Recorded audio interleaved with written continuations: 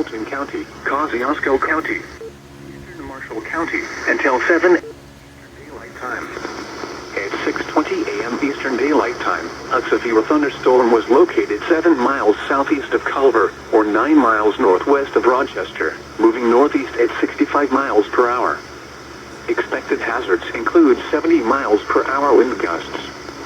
This is a radar-indicated threat. The following impacts are expected. Expect considerable tree damage. Damage is likely to mobile homes, roofs, and outbuildings.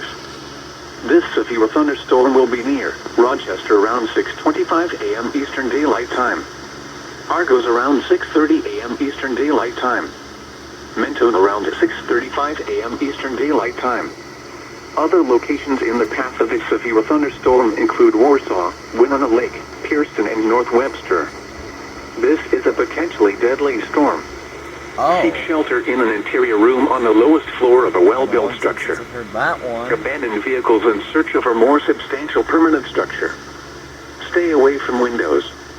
Repeating, a severe thunderstorm warning has been issued until 7 a.m. Eastern Daylight Time for the following counties in Indiana: Fulton and Marshall,